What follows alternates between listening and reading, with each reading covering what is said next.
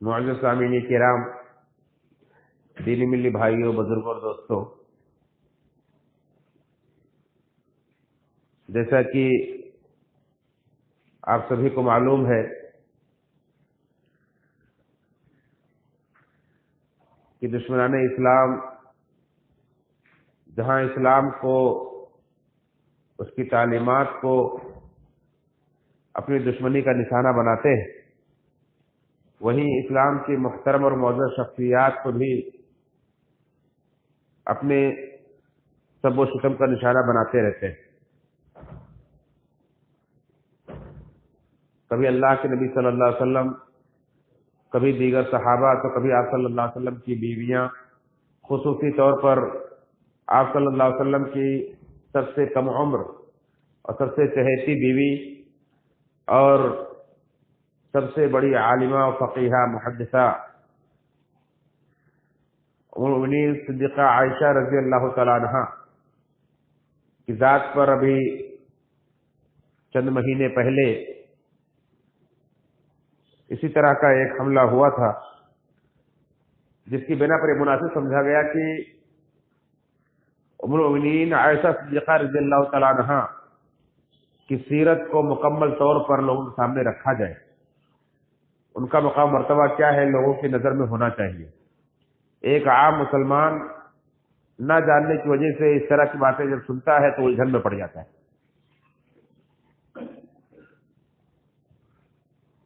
तो ये सिलसिला शुरू किया गया, जिसकी 3 किस्तें आप हजरात के सामने पेश की गई। चौथी किस्त आज के खुतबे जुमा में लेकर हाजिर हुआ हूं, जिसका उन्वान है उम्मुल मोमिनीन सय्यदा आयशा सिद्दीक़ा रज़ियल्लाहु तआला अन्हा के फज़ाइल। उम्मुल मोमिनीन सिद्दीक़ा आयशा रज़ियल्लाहु तआला अन्हा के फज़ाइल कि कई तरीके हैं। एक तरीका तो ये है कि अल्लाह के नबी सल्लल्लाहु अलैहि वसल्लम की तमाम बीवियां इस कायनात में औरतों में सबसे ऊंचा मकाम रखती, और उसमें हज़रत आयशा सिद्दीक़ा रज़ियल्लाहु तआला अन्हा शामिल। जैसा कि अल्लाह रब्बुल आलमीन ने खुद फरमाया, या निसा अन्नबी लस्तुन्न का अहद मिनन निसा, ऐ नबी की बीवियों, तुम आम औरतों की तरह नहीं हो। यानी उन्हें खुसूसी दर्जा हासिल है, उन्हें खुसूसी फजीलत हासिल है। अल्लाह रब्बुल आलमीन के यहाँ उनका खुसूसी मकाम है। अल्लाह रब्बुल आलमीन ने उन्हें खुसूसी तौर पर अपने नबी की ज़ौजियत के लिए चुना है, मुंतखब किया है, उन्हें मकाम व मर्तबा दिया है।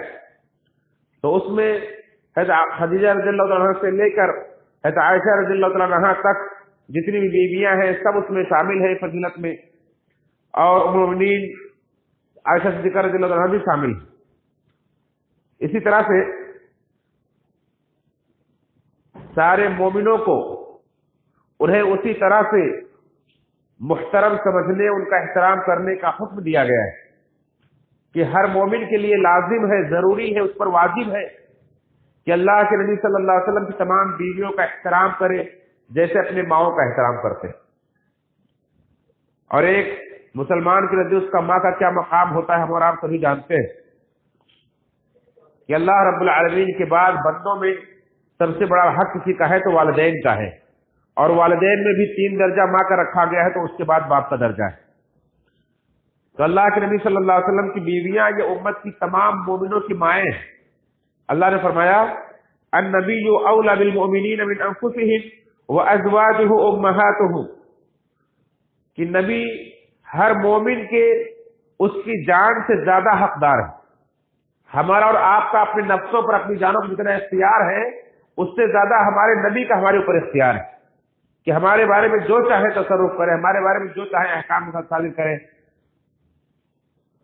फरमाया कि मोमिनों के साथ उनकी जानों से ज्यादा नबी को दर्जा हासिल है, नबी को बरतरी हासिल है। वह अज़वाजुहु उम्महातुहुम, और उनकी बीवियां, नबी की बीवियां उनकी माएँ हैं। یہ سورہ احزاب کی آیت نمبر 6 ہے، جس میں اللہ رب العالمین نے نبی کی تمام بیویوں کو تمام مومنوں کی ماں قرار دیا ہے، احترام میں، ان کی عزت و توقیر میں، اگرچہ وہ ہماری ماں ہے لیکن پھر بھی امت سے انہیں پردہ کرنا ہے، امت کے غیر محرم لوگوں سے وہ پردہ کرتی ہے، تو ہر معاملے میں ماں نہیں، جیسے ہماری ماں ہم سے پردہ نہیں کرتی ہے لیکن اللہ کے رسول کی بیویاں ہم سے پردہ کرتی ہیں، دیگر مومنوں سے پردہ کرتی ہیں۔ یہاں بتلانا مقصود یہ ہے کہ جیسے آپ اپنی ماں کا احترام کرتے ہیں اور ان کے لیے ہر طرح کی قربانیاں پیش کرنے کے لیے تیار رہتے ہیں، ان کا جیسے احترام کرنے کا آپ کو حکم دیا گیا ہے کہ ان کے ساتھ جتنا بھی ہو سکے آپ سے بھلائی کرو اور ان سے اچھے انداز میں بات کرو، ان کا تذکرہ اچھے انداز میں کرو، ان کے لیے دعائیں کرو اور اپنے شفقت کے بازو ان کے لیے بچھا کر رکھو، انہیں کبھی اف تک نہ کہو۔ ایسے احترام میں، تعظیم میں، عزت میں نبی کی بیویوں کو اپنی ماں کے درجے میں رکھو، یہ اللہ رب العالمین نے حکم دیا ہے۔ یہ ساری آیتیں بتلاتی ہیں کہ اللہ رب العالمین نے نبی کی بیویوں کو خصوصی طور پر نبی کی زوجیت کے لیے چنا ہے، جس طرح سے اللہ کے نبی صلی اللہ علیہ وسلم دین کے معاملے میں اللہ رب العالمین کے حکموں کے پابند ہیں کہ اپنی زبان سے اس وقت تک کوئی بات نہیں کہتے جب تک کہ اللہ کی طرف سے وحی نہ نازل ہو۔ ایسے اللہ کے وسلم کی بیویاں جو ہیں یہ سب اللہ رب العالمین کے مرضی کے تحت نبی کی بیویاں ہیں۔ اللہ رب العالمین نے خصوصی طور پر ان کا تذکرہ کیا، انہیں مقام دیا ہے، دیگر عورتوں سے فضیلت بخشی ہے، اس لیے ان کے نکاح اور طلاق کے تعلق سے بھی اللہ رب العالمین نے احکام نازل کیے کہ آپ کن عورتوں سے نکاح کر سکتے ہیں، کن عورتوں سے نہیں کر سکتے ہیں، کتنا آپ کو نکاح کرنا ہے، کتنے عورتوں کے بعد نکاح آپ کو نہیں کرنا ہے۔ یہ سارے احکام بتلاتے ہیں کہ نبی کی بیویاں نبی کی اپنی مرضی سے نہیں بنی ہیں بلکہ اللہ رب العالمین کی منتخب کرتا ہے۔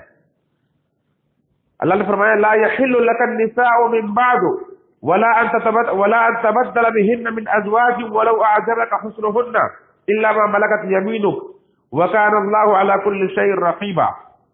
یہ سورہ احزاب کی آیت نمبر 52 کہ اے نبی اب اس کے بعد آپ کے لیے کوئی اور شادی کرنا جائز نہیں، جتنی شادیاں آپ کے لیے اللہ رب کی طرف سے طے تھی، عام مومنوں کو تو حکم ہے کہ 4 سے زیادہ شادیاں نہیں کر سکتے، ایک وقت میں ایک مومن، ایک مسلمان 4 بیویوں کو اپنے اپنے میں رکھ سکتا ہے، اس سے زیادہ نہیں کر سکتا ہے، لیکن نبی کریم صلی اللہ علیہ وسلم کو اللہ رب العالمین نے خصوصی درجہ دیا تھا، آپ کے لیے خصوصی رخصت دی تھی کہ 4 سے زائد آپ کی بیویاں تھیں، یہاں تک کہ 13 بیویاں غالباً تھی کل۔ اللہ کے رسول کی وفات کے وقت بیک وقت 9 بیویاں زندہ تھیں، تو یہ اللہ کے رسول کی خصوصیت تھی، لیکن اس کے بعد اللہ رب العالمین نے پابندی لگا دی کہ لا يحل لك النساء من بعد، اب اس کے بعد آپ کے لیے حلال نہیں ہے کہ آپ اور عورتوں سے نکاح کریں، ولا ان تبدل بهن، یہ جتنی ہے تعداد میں اتنا آپ کے لیے کافی، اس کے بعد اب اس کو تبدیل بھی نہیں کر سکتے، ان میں سے کسی کو طلاق دے کر دوسرے سے نکاح بھی نہیں کر سکتے، جو ہے وہی آپ کے حق میں رہے گی آخر تک، یہ اللہ نے حکم دیا۔ ولا ان تبدل بهن من ازواج، اپنی بیویوں میں سے کسی کو آپ تبدیل بھی نہیں کر سکتے، ولو اعجبك حسنهن، چاہے اس سے کتنی بہتر آپ کو ملے، چاہے اس سے کسی کا حسن آپ کو اس سے زیادہ اچھا لگے، الا ما ملكت يمينك، ہاں لوڈیوں کے بارے میں، بادیوں کے بارے میں آپ کو اختیار دیا گیا کہ اس کے بعد آپ کے لیے حلال ہے، آپ رکھ سکتے ہیں۔ وكان الله على كل شيء رقيبا، اللہ تعالیٰ ہر چیز پر نگراں ہے، اللہ تعالیٰ ہر چیز پر نگراں ہے، یعنی آپ جو بھی عمل کر رہے ہیں اللہ کی نگرانی بھی کر رہے ہیں۔ تو یہ آیت کریمہ بتلاتی ہے کہ اللہ کے نبی صلی اللہ علیہ وسلم کی بیویاں یہ اللہ کی طرف سے منتخب کردہ، اس حکم میں اللہ رب العالمین کی پوری نگرانی شامل تھی، اللہ کی پوری نگرانی میں یہ سارے احکام انجام دیے جا رہے تھے۔ تو اس اعتبار سے ہمارے اور آپ کے نکاح کے تعلق سے اگر کوئی آپ سے پوچھے کہ آپ کے نکاح میں آپ کے بیوی کے انتخاب میں کس کا عمل دخل ہے، کس نے پسند کیا ہے، تو آپ کبھی والد کا نام لیں گے، کبھی والدہ کا نام لیں گے، کبھی بہن بھائی کا نام لیں گے، کبھی کسی اور رشتے دار کا نام لیں گے کہ فلاں نے پسند کیا ہے، فلاں نے رشتہ کرایا ہے، فلاں نے اسے میرے لیے منتخب کیا ہے۔ لیکن اللہ رب العالمین نے اس آیت کریمہ کے ذریعے ہمیں بتلایا کہ نبی کریم صلی اللہ علیہ وسلم کی بیویوں کو اللہ رب العالمین نے منتخب کیا ہے، تو ان کا مقام مرتبہ کتنا اونچا ہے۔ کہ جو اللہ کی منتخب کردہ ہے۔ اسی طرح سے نبی کی بیویوں کا جو احترام ہے ماؤں کی طرح، اس کا یہ تقاضا ہے کہ اللہ کے نبی صلی اللہ علیہ وسلم کے بعد، آپ کے وفات پا جانے کے بعد بھی آپ کی بیویوں سے کوئی دوسرا نکاح نہیں کر سکتا ہے۔ جیسا کہ سورہ احزاب کے آیت نمبر 53 میں اللہ نے فرمایا وَمَا كَانَ لَكُمْ أَن تُؤْذُوا رَسُولَ اللَّهِ وَلَا أَن تَنكِحُوا أَزْوَاجَهُ مِن بَعْدِهِ أَبَدًا إِنَّ ذَلِكُمْ كَانَ عِندَ اللَّهِ عَظِيمًا، کہ تمہارے لیے جائز اور درست نہیں ہے کہ تم اللہ کے رسول صلی اللہ علیہ وسلم کو ایذا پہنچاؤ، تکلیف پہنچاؤ کسی بھی طرح سے۔ ایک مومن کوئی ایسی حرکت نہیں کر سکتا کہ جس سے اللہ کے رسول صلی اللہ علیہ وسلم کو تکلیف پہنچے۔ وَلَا أَن تَنكِحُوا أَزْوَاجَهُ مِن بَعْدِهِ أَبَدًا، اور تمہارے لیے بھی جائز نہیں ہے کہ تم اللہ کے رسول صلی اللہ علیہ وسلم کے بعد آپ کی بیویوں میں سے کسی سے نکاح کرو۔ إِنَّ ذَلِكُمْ كَانَ عِندَ اللَّهِ عَظِيمًا، بے شک یہ عمل اللہ کے نزدیک بہت بڑا ہے، یہ معاملہ کوئی معمولی نہیں ہے، اللہ کے نزدیک بہت اہمیت رکھتا ہے، بہت عظیم۔ تو اس سے پتہ چلا کہ اللہ کے نبی صلی اللہ علیہ وسلم کی بیویاں ہماری مائیں ہیں، ہم ماؤں کا ان کا احترام کرنا چاہیے۔ جس کے دل میں بھی ذرہ برابر ایمان ہوگا وہ اللہ کے نبی صلی اللہ علیہ وسلم کی بیویوں کا احترام کرے گا۔ اسی لیے ایک عالم گزرے ہیں علامہ عبید بن عمیر، ان سے اگر کسی سائل نے کہا کہ کچھ لوگ اللہ کے نبی صلی اللہ علیہ وسلم کی بیوی ام المؤمنین عائشہ صدیقہ رضی اللہ عنہ کے بارے میں ایسی ایسی باتیں کہتے ہیں، یعنی تکلیف دہ باتیں کہتے ہیں، نازیبا باتیں ان کے بارے میں کرتے ہیں، ان کے اوپر الزام تراشی کرتے ہیں، تو انہوں نے ایک جواب دیا اور کہا چاہے دنیا میں کوئی کچھ بھی کرے لیکن اللہ کے نبی صلی اللہ علیہ وسلم کی کسی بھی بیوی کے بارے میں کوئی اگر تکلیف دہ بات سنے گا، تکلیف صرف اسے ہوگی جس کی وہ ماں ہوگی۔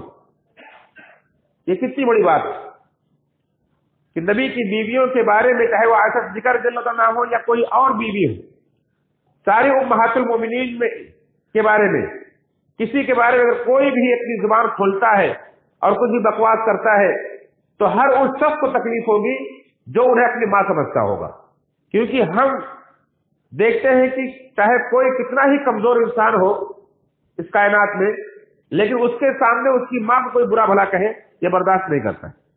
اس کے پیٹ پیچھے بھی اگر سنے کہ کسی نے اس کی ماں کے بارے میں برا بھلا کہا ہے تو برداشت نہیں کرتا ہے۔ تو اگر کوئی اللہ کے نبی کی بیویوں کو اپنی ماں سمجھتا ہوگا تو اسے تکلیف ضرور ہوگی، اسے تکلیف ہونا چاہیے، یہ ایمان کا تقاضا ہے۔ اگر آپ سنتے ہیں اور آپ کو تکلیف نہیں ہو رہی ہے اس کا مطلب آپ کے دل کے اندر ایمان نہیں ہے۔ اگر ایمان ہوتا تو یہ ایمان آپ کو بتلاتا، آپ کو اس بات پر آمادہ کرتا کہ آپ انہیں اپنی ماں سمجھیں، ماں کی طرح احترام کریں، اور آپ کو تکلیف ہو کہ کیسے کوئی ان کے بارے میں زبان درازی کرتا ہے۔ یہ ایمان کی پہچان ہے، کیونکہ وہ سارے مومنوں کی مائیں ہیں۔ عبداللہ بن عباس رضی اللہ تعالیٰ عنہما جب حضرت علی رضی اللہ عنہ کے زمانے میں خوارج کا ظہور ہوا، اور آپ جانتے ہیں علی رضی اللہ عنہ کے زمانے میں بہت سارے فتنے تھے اور بہت ساری جنگیں بھی ہوئی مسلمانوں کی آپس میں، انہی میں سے ایک ہے جنگ جمل جو حضرت عائشہ رضی اللہ تعالیٰ عنہا اور علی رضی اللہ عنہ کے درمیان ہوئی۔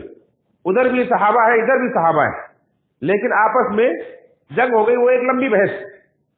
تو اس میں جنگ ہونے کے بعد خوارج نے حضرت علی رضی اللہ عنہ کے اوپر اعتراض کیا اور کہا کہ علی نے ایک ایسی جنگ کی، نہ تو ان کے مال غنیمت کو لوٹا، نہ ان کے مردوں عورتوں کو قید کیا، انہیں غلام اور لونڈی بھی نہیں بنایا، یہ کیسی جنگ رہی؟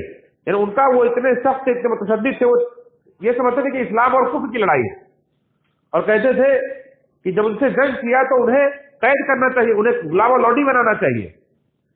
عبداللہ بن عباس رضی اللہ عنہ نے سنا تو ان سے کہا تم کس کی بات کر رہے ہو؟ حضرت علی کے سامنے کون تھی؟ حضرت عائشہ رضی اللہ تعالیٰ عنہ جو اللہ کے نبی صلی اللہ علیہ وسلم کی بیوی ہے، جو تمام مومنوں کی ماں ہے، تم انہیں قید کرتے، ان سے اپنے لیے وہ چیز حلال کرتے جو دیگر کفار سے جنگ کرتے ہوئے ان کی قیدیوں سے حلال کرتے ہو وہ اپنے لیے حلال کرتے، اور اگر یاد رکھو اگر تم ایسا کرتے تو تم کافر ہو جاتے۔ ام المؤمنین کے بارے میں کہا کہ اگر ان سے جنگ ہوئی تو یہ غلط فہمی تھی، ایک غلطی تھی، لیکن اگر انہیں تم اس طرح سے قید کرتے، انہیں اپنے لیے حلال سمجھتے تو تم کافر ہو جاتے، کیونکہ وہ نبی کی بیوی ہے، وہ مومنوں کی ماں ہے۔ اور دوسری بات کہا کہ اگر تم یہ کہو کہ نہیں وہ ہماری ماں نہیں ہے تو بھی تم کافر ہو جاؤ گے، اگر تم یہ کہتے ہو کہ ہماری ماں نہیں ہے تب بھی تم کافر ہو جاؤ گے۔ تو دونوں گمراہیوں کے درمیان تم چکر لگا رہے ہو۔ اور اس کے بعد خوارج سے کہا، قرآن کی آیت کے حوالے سے کہا کہ وہ امہاتہم ازواجہم، نبی کی وہ ازواجہم امہاتہم، نبی کی بیویاں مومنوں کی مائیں ہیں۔ تو کہا کیا میں تمہارے پر حجت تمام کر دی، کیا میں نے اپنی ذمہ داری ادا کر دی؟ تو سب نے کہا کہ ہاں، یعنی خوارج کو اس بات کو پر آمادہ کیا، انہیں قائل کیا، منوایا کہ کیسے تم ان کے بارے میں ایسی بات کہہ سکتے ہو۔ تو نبی کی بیویوں سے نکاح کرنا یہ کوئی معمولی کام نہیں ہے، بہت بڑا گناہ ہے، کبیرہ گناہ ہے۔ لہذا یہ ایسے ہی ہے جیسے کوئی آدمی اپنی ماں سے نکاح کرے۔ اللہ رب العالمین نے ماں قرار دیا ہے اور کہا کہ وہ تمہارے لیے جائز نہیں کہ نبی کے بعد تم ان کی بیویوں سے نکاح کرو۔ ان ذالکم کان عند اللہ عظیما، یہ اللہ کے نزدیک بہت بڑا ہے، بہت سنگین ہے۔ اللہ رب العالمین نے انہیں جہاں بہت سارے مقامات دیے تھے، ایک خصوصی طور پر اللہ رب العالمین کی رحمت ان کے ساتھ یہ تھی کہ اللہ نے انہیں شرک سے، بدعات سے، دیگر گندگیوں سے، دیگر گناہوں سے انہیں پاک و صاف کیا تھا۔ خصوصی رحمت کے ساتھ اللہ نے انہیں ان پر مہربانی کی کہ اللہ نے انہیں پاک کیا تھا۔ اس کا تذکرہ اللہ نے فرمایا انما یرید اللہ لیذھب عنکم الرجس اہل البیت ویطہرکم تطہیرا، اے اہل بیت، اللہ چاہتا ہے کہ تم سے گندگی کو دور کر دے اور تمہیں پوری طرح سے پاک و صاف کر دے۔ تو نبی کے گھر والے، نبی کی بیویاں، یہ اہل بیت ہے نبی کریم صلی اللہ علیہ وسلم کی، اور اللہ رب العالمین نے خصوصی طور پر انہیں شرک سے، بدعات سے، ہر قسم کے گندگیوں سے، ہر طرح کے خرافات سے پاک و صاف کیا تھا۔ یہ ان کا مقام و مرتبہ ہے، یعنی اللہ کی طرف سے گواہی ہے کہ وہ ہر طرح کے گناہوں سے پاک و صاف ہے، ان کے بارے میں کوئی بھی بدگمانی کرنا کسی مومن کے لیے جائز نہیں۔ اپنی زبان سے کچھ کہنا تو بہت دور کی بات ہے، ان کے بارے میں برا گمان بھی نہیں کر سکتے۔ اس لیے جب ان کے اوپر منافقین نے تہمت لگائی، الزام لگایا، اور مدینہ کے اندر ایک بات پھیلی، ایک افواہ پھیلی، لوگوں کی زبانیں کھلنے لگی، لوگ ان کے بارے میں چرچے کرنے لگے، تو ابو ایوب انصاری رضی اللہ عنہ اپنے گھر میں گئے تو ان کی بیوی نے ان سے کہا کہ آپ سن رہے ہیں کیسی باتیں ہو رہی ہیں ان کے بارے میں؟ ان کی بیوی ام ایوب نے کہا کہ ابو ایوب، آپ سن رہے ہیں نبی کی بیوی کے بارے میں کیا لوگ کہہ رہے ہیں، آپ کا کیا خیال ہے، آپ کی کیا رائے ان کے بارے میں؟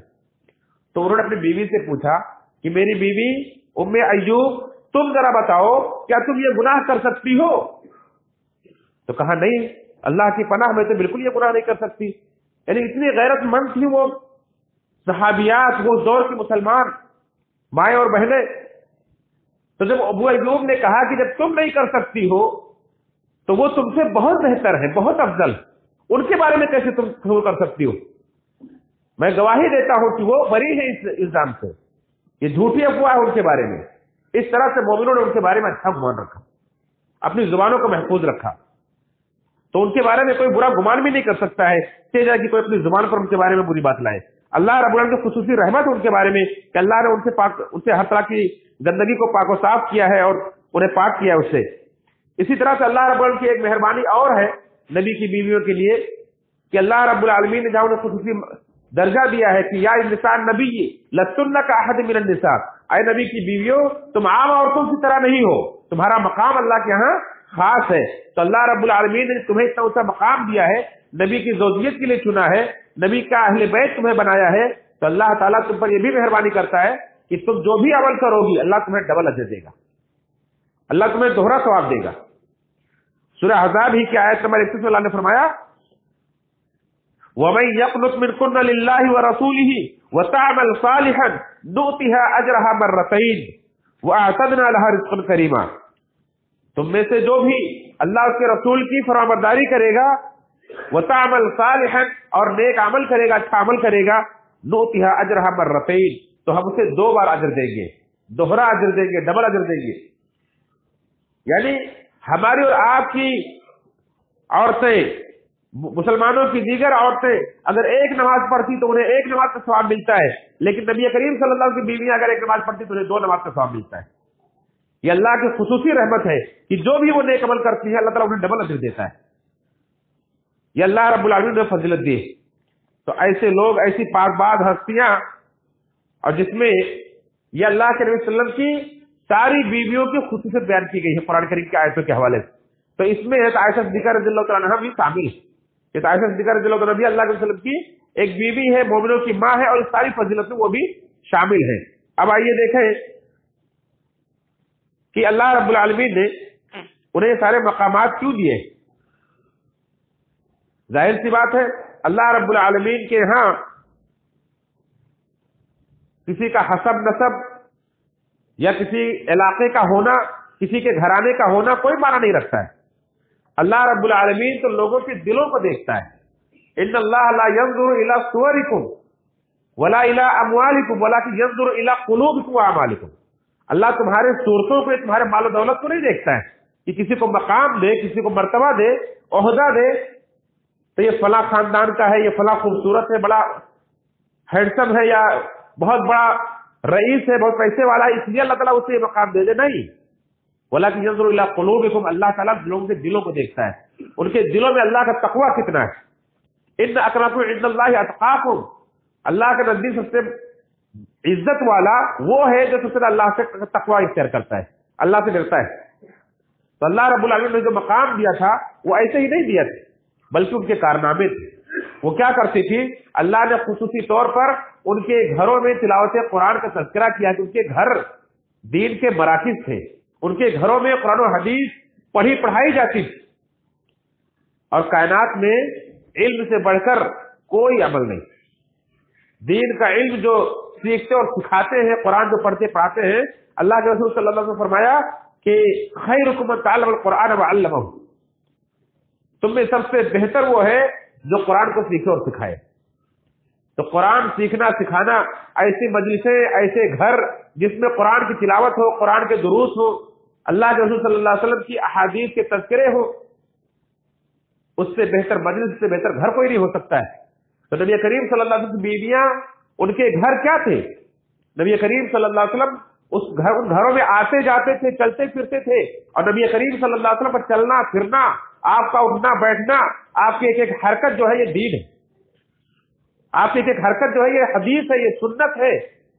जो कुछ अल्लाह के रसूल के घरों में नोट किया जाता था कि आप घर में ऐसे दाखिल हुए, आप इस जगह बैठे, आपने ये खाया, आपने ये बात की, वो सारी बातें अहादीस की किताबों में दर्ज है, सब अहादीस है, यही दीन है। तो नबी करीम सल्लल्लाहु अलैहि वसल्लम के घरों की बीवियों के घर इतने मुबारक थे, अल्लाह ने उसका तज़किरा किया है कि वज़कुरना मा युतला फी बुयूतिकुन्ना मिन आयातिल्लाहि वल हिक्मा इन्नल्लाहा काना लतीफन खबीरा, कि ऐ नबी की बीवियों, तुम्हें यह मकाम क्यों मिला है, इसलिए मिला है कि तुम्हारे घरों के अंदर जो कुछ अल्लाह की आयात तिलावत की जाती है उन्हें याद करो। मिन आयातिल्लाहि वल हिक्मा, अल्लाह की आयात और नबी करीम सल्लल्लाहु अलैहि वसल्लम की अहादीस जो कुछ तुम्हारे घरों में तिलावत की जाती है उन्हें तुम याद करो। इन्नल्लाहा काना लतीफन खबीरा, बेशक अल्लाह ताला बहुत ही बारीक भी और खबर रखने वाला है। तो नबी करीम सल्लल्लाहु अलैहि वसल्लम की बीवियां आपके घरों में आपकी दीन को महफूज करती थी और ऊपर तक पहुंचाती थी। ये जिम्मेदारियां उन्हें दी गई थी, इसलिए मकाम मिला था। और उनके दिल दुनिया के ऐशो इशरत से पाक साफ थे। आपने बारहा सुना है कि अल्लाह के वसल्लम की बीवियों के, अल्लाह के वसल्लम की 9 बीवियां, 9 घर थे आपके, लेकिन घर की हालत क्या थी, 2-2 महीने गुजर जाते थे, घर में आग नहीं जलती, खाने पकाने के लिए कोई चीज ही नहीं होती थी, किसके लिए आग जलाएंगे, कोई ऐसी चीज नहीं होती थी कि पका करके खा ले। खजूर खा लेती थी, पानी पी लेती थी, या किसी ने कुछ हदिया भेज दिया तो वही खा लेती थी। कोई चीज ऐसी घर में नहीं होती थी कि पकाएं, पैबंद लगे हुए कपड़े पहनती थी, ऐसी जिंदगी गुजारती थी। और ऐसा नहीं कि मजबूरी में गुजारती थी, बल्कि अपनी मर्जी से अल्लाह रब्बुल आलमीन की रजा के खातिर बर्दाश्त करती थी, सब्र करती थी। उन्हें इख्तियार दिया गया था कि अगर तुम चाहो तो दुनिया भी ले सकती हो, लेकिन फिर ये मकाम नहीं तुम्हें मिलेगा। انہوں نے دنیا کو ٹھکرا دیا اور اس مقام کو اختیار کیا تھا. اللہ رب العالمین قرآن کریم کے اندر آیت میں فرمائی یا ایھا النبی، اے نبی، قل لازواجک، اپنی بیویوں سے کہہ دو. اختیار دیا جا رہا ہے انہیں. یا ایھا النبی قل لازواجک ان کنتن تردن الحیاۃ الدنیا وزینتها فتعالین امتعکن واسرحکن سراحا جمیلا وان کنتن تردن اللہ ورسولہ والدار الآخرۃ فإن اللہ اعد للمحسنات منکن اجرا عظیما. یہ سورہ احزاب کا آیت نمبر 28 اور 29 کہ اے نبی اپنی بیویوں سے کہہ دو کہ ان کنتن تردن الحیاۃ الدنیا، کہ اے بیویوں اگر تمہیں دنیا کی زندگی چاہیے، دنیا کی زیب و زینت چاہیے، دنیا کے مال و دولت چاہیے، فتعالینا، تو آؤ امتعکن، میں تمہیں دنیا کی معلوم بتا دیتا ہوں، تمہیں میں فائدہ پہنچاتا ہوں، تمہیں دنیا کے ساز و سامان دیتا ہوں، واسرحکن سراحا جمیلا، اور تمہیں خوب نوازتا ہوں. جو چاہیے تمہیں دنیا میں سب کچھ تمہیں ملے گا. دنیا کی زیب و زینت لے لو، دنیا کے مال و دولت لے لو، سب تمہیں نوازتا ہوں. وَإِن كُنتُنَّ تُرِدْنَ اللَّهَ وَرَسُولَهُ وَالدَّارَ الْآخِرَةَ، اور اگر تمہیں اللہ اس کا رسول چاہیے، تمہیں آخرت کی زندگی چاہیے، آخرت کے اندر جنت چاہیے، تو یاد رکھو فَإِنَّ اللَّهَ أَعَدَّ لِلْمُحْسِنَاتِ، تم میں سے نیک لوگوں کے لیے، نیک عورتوں کے لیے اللہ نے جنت کے اندر بہت بڑا اجر تیار کر رکھا ہے. اللہ کے وسلم کے اوپر جب یہ آیت کریمہ نازل ہوئی، اب اپنے گھر گئے اور سب سے پہلے کس کے پاس گئے؟ عائشہ صدیقہ رضی اللہ عنہا کے پاس گئے اور ان سے کہا کہ سنو، تمہارے پاس ایک اختیار لے کر آیا ہوں، تمہیں ایک اختیار دیا جا رہا ہے، جلد بازی مت کرنا، اپنے گھر والوں سے مشورے بھی کر لو. کہا کیا اختیار؟ کہا تمہیں معلوم متا چاہیے تو میں تمہیں خوب دولت دیتا ہوں، خوب تمہیں معلوم متا دیتا ہوں، اور اس کے بعد جاؤ تم دنیا کی زندگی بسر کرو. چاہو تو اپنے ماں باپ سے مشورہ کر لو. کہا اس بارے میں اور اگر تم چاہو تو اللہ اس کے رسول کو اختیار کرو. کہا اس بارے میں حضرت عائشہ صدیقہ نے کہا کہ اس بارے میں اپنے والدین سے مشورہ میں کروں گی، مجھے کوئی مشورے کی ضرورت نہیں ہے، میں ابھی فیصلہ کرتی ہوں کہ مجھے اللہ اس کا رسول چاہیے. اللہ اکبر. یہ دین تھا، یہ تقویٰ تھا ان کے دلوں کے اندر. ایک جھٹکے میں انہوں نے دنیا کو ٹھکرا دیا اور کہا کہ مجھے دنیا نہیں چاہیے، دنیا کی زیب و زینت نہیں چاہیے، اللہ اس کا رسول چاہیے. اللہ کے وسلم اپنی باری باری ساری بیویوں کے پاس یہ اختیار لے کر گئے، یہ آیت کریمہ لے کر گئے، سب سے پوچھا، ساری بیویوں کا ایک ہی جواب تھا، ہمیں اللہ اس کا رسول چاہیے. تب اللہ رب العالمین نے مقام دیا. بعد میں اللہ رب العالمین دنیا بھی انہیں خوب دی. حضرت عائشہ صدیقہ رضی اللہ عنہا کے بارے میں آپ نے سنا کہ ایک ایک دن میں ان کے پاس 1 لاکھ دینار آتے تھے. حکمراں بھیجتے تھے، وقت کے جو حکمراں تھے، جب دنیا اللہ نے فتح کی ان کے ہاتھوں پر، انہیں بہت سارے مال و دولت ملے تو آتے تھے ان کے پاس. عبداللہ بن زبیر بھیج رہے ہیں، امیر معاویہ بھیج رہے ہیں ملک شام سے کہ ام المؤمنین کے لیے ہدیہ ہے. 1 لاکھ دینار آیا گھر میں، ایک دن بھی نہیں گزرا اور پورا خرچ کر دیا اللہ کے راستے میں، اور خود کپڑے پر پیبند لگے ہوئے پہلی. خود کا حال یہ ہے کہ روزہ رکھی ہوئی ہے، افطاری کے لیے گوشت بھی خریدنا گوارا نہیں کیا، اور پورا 1 لاکھ دینار اللہ کے راستے صدقہ کر دیا. تو دنیا کو انہوں نے ٹھکرایا تھا، اللہ رب العالمین کو، اللہ کے رسول کو اختیار کیا تھا، آخرت کے گھر کو اختیار کیا تھا، تب اللہ رب العالمین نے مقام انہیں دیا تھا. یہ اللہ کے وسلم کی تمام بیویوں کی خصوصیت ہے، جس میں ام المؤمنین حضرت عائشہ صدیقہ رضی اللہ عنہا بھی شامل ہیں. اس کے علاوہ عائشہ صدیقہ رضی اللہ عنہا کی خصوصی فضیلت بھی ہے کہ اللہ کے رسول صلی اللہ علیہ وسلم نے ان کے بارے میں خصوصی طور پر خوشخبریاں سنائی ہیں اور انہیں ان کی فضیلت کو بتلایا ہے. جیسا کہ انس رضی اللہ عنہ مروی ہے، انس رضی اللہ عنہ فرماتے ہیں کہ اللہ کے رسول صلی اللہ علیہ وسلم نے فرمایا کہ فضل عائشہ علی النساء کا فضل السرید علی سائر الطعام. حضرت عائشہ رضی اللہ عنہ کی فضیلت تمام عورتوں پر، تمام جہان کی عورتوں پر ایسے ہی ہے جیسے سرید کھانے کی فضیلت تمام کھانوں پر ہے.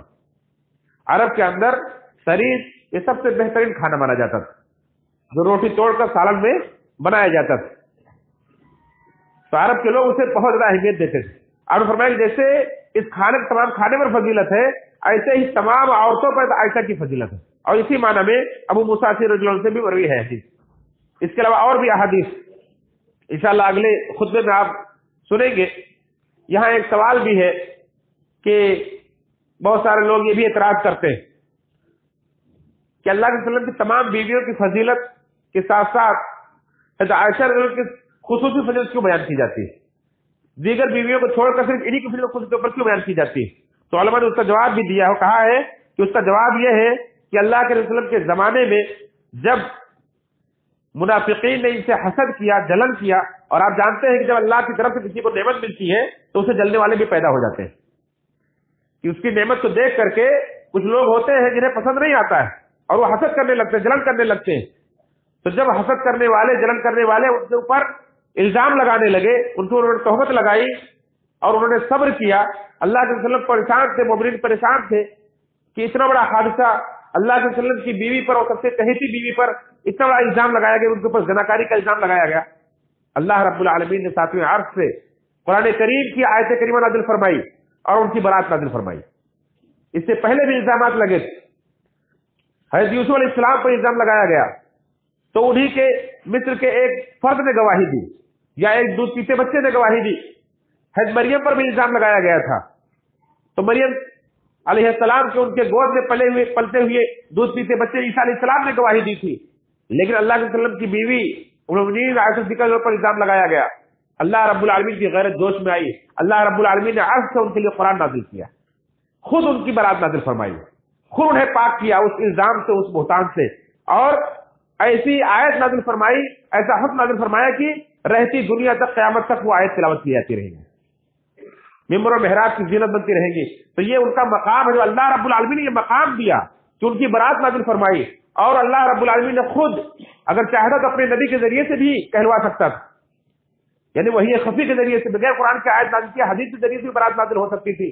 لیکن اللہ رب العالمین نے قرآن کی آیت نازل فرمائی ان کے لیے. اللہ کے وسلم کی آنکھوں کو ٹھنڈک پہنچائی، مومنین خوش ہوئے اور جلنے والے، حسد کرنے والے منافقین کا مقابلہ ہوا. تو اس طرح سے ہر زمانے میں جب بھی ان سے حسد کیا جائے گا تو ان کے بارے میں علماء بولتے رہیں گے، لکھتے رہیں گے، ان کے مناقب، ان کے فضائل کو بیان کرتے رہیں گے کہ حسد کرنے والے کتنا بھی حسد کریں، ان کے اوپر بہتان لگائیں اور ان کے بارے میں غلط باتیں کہیں، لیکن ان کا جو مقام اللہ رب العالمین نے دیا ہے وہ چاند کی طرح روشن، وہ چھپ نہیں سکتا ہے اور اسے کوئی مٹا نہیں سکتا اس روشنی کو. یہ اللہ رب العالمین کا دیا ہوا مقام. انشاءاللہ اگلے خطبے میں آپ مزید ان کے فضائل جو اللہ کے رسول صلی اللہ علیہ وسلم کی احادیث کی روشنی میں ہے، صحابہ کرام جو انہیں مقام مرتبہ دیتے تھے، یا بعد کے ادوار میں ائمہ کرام نے، علماء کرام نے ان کے بارے میں جو، ان کے مناقب کے بارے میں جو کلمات کہے ہیں، انشاءاللہ ان کا تذکرہ کیا جائے گا. اللہ تعالیٰ سے دعا ہے کہ رب العالمین ہم سب کو نبی کریم صلی اللہ علیہ وسلم کی سچی محبت نصیب فرمائے، آپ کے تمام اہل بیت میں محبت کی نصیب فرمائے. اللہ کے وسلم کی بیویاں جو امت کی مائیں ہیں، ہمیں ان کا احترام کرنے کی توفیق فرمائے. اللہ تعالیٰ ہم سب کو ان کی تعظیم کی توفیق نصیب فرمائے اور ہر اس بدبخت کو جو ان سے حسد کرے، جلن کے ان کے بارے میں زبان درازی کرے، اللہ تعالیٰ یا تو اس کو ہدایت کا فرما یا تو اس کو تباہ و برباد فرما. اللہ رب العالمین ہم سب کو جب تک زندہ رکھے، دین اسلام پر زندہ رکھے، جب بھی اس دنیا سے اٹھائے تو حالت ایمان پر اٹھائے. اللہ تعالیٰ ہم سب کے تمام چھوٹے بڑے کھلے چھپے حرکت کے گناہات مغفرت فرمائے، ہماری نیکیوں قبول فرمائے، ہمیں دنیا وقت کے ہر فتنے، ہر آفات سے بچائے.